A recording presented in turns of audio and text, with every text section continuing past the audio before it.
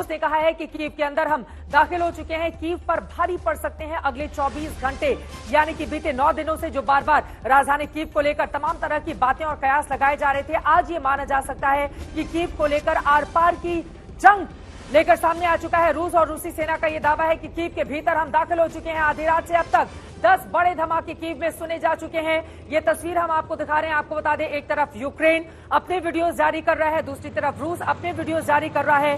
दोनों के अपने अपने दावे, अपने अपने वीडियोस। एक तरफ यूक्रेन का ये कहना है कि हमने 9000 से ज्यादा रूसी सैनिकों को मार गिराया है, तो वहीं दूसरी तरफ रूस का ये दावा है कि अब तेजी से तमाम शहरों को कैप्चर करते हुए हम आगे की ओर बढ़ते हुए कीव में दाखिल हो चुकी है हमारी सेना। और इन सब के बीच कीव के बेहद नजदीक रूस का जो बड़ा काफिला पहुंचा, उसकी तस्वीर भी आपको हम दिखाएंगे। मेकोलिव में रूस का टैंक, आप इन तस्वीरों के जरिए समझिए कि इस वक्त की स्थिति क्या वहां पर बनी हुई है। ब्रोवरी के पास वेरेमोडा गांव की ये तस्वीरें आपको दिखा रहे हैं। कीव के बेहद नजदीक रूस का बड़ा काफिला भी पहुंचता हुआ दिखाई दे रहा है। तो जगह जगह से तबाही की ये तस्वीरें, यूक्रेनी सेना ने रूसी टैंक किस तरह से उड़ा दिए हैं, ये तस्वीर आप साफ तरीके से देख पा रहे हैं कि दोनों ही तरीके से एक दूसरे पर जबरदस्त तरीके से वार पलटवार का दौर जारी है।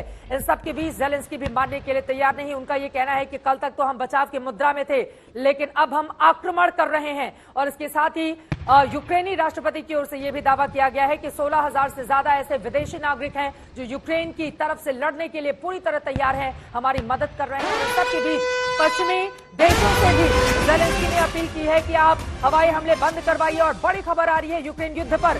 ब्रिटिश मीडिया का सनसनीखेज दावा, यूक्रेनी राष्ट्रपति की हत्या की कोशिश। द टाइम्स की ओर से यह दावा किया गया है। इस वक्त की बड़ी खबर, बहुत बड़ी खबर सामने आ रही है यूक्रेन युद्ध पर। ब्रिटिश मीडिया का ये सनसनीखेज दावा है और इस दावे में यह कहा जा रहा है कि दरअसल राष्ट्रपति ज़ेलेंस्की जिनकी हत्या की कोशिश की जा रही है। आपको बता दें, इसको लेकर लगातार तमाम तरह के विदेशी मीडिया के रिपोर्ट सामने आए। एक हफ्ते में 3 बार ज़ेलेंस्की की हत्या की कोशिश की गई है। एक हफ्ते में 3 बार जो यूक्रेन के प्रेसिडेंट है ज़ेलेंस्की, उनकी हत्या की कोशिश की गई है।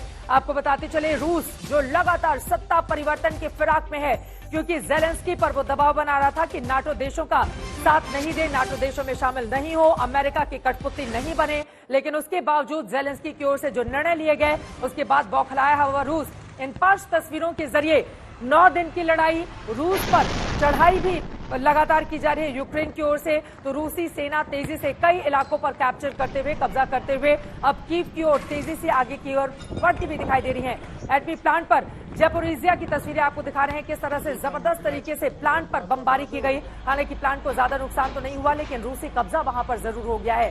हार्टने की तस्वीरें आपके सामने है, मिकोलिव की तस्वीरें आपके सामने है, अस्पताल पर कैसे एयर स्ट्राइक हुई है वहां की तस्वीर, चार्निहाई की भी आपको दिखा रहे हैं। और कीव पर यह कब्जे की तैयारी, यानी कि 9वें दिन का रूस पर कब्जा, कीव पर कब्जे करने का रूसी सेना, ये अपने आप में बड़ा सवाल है।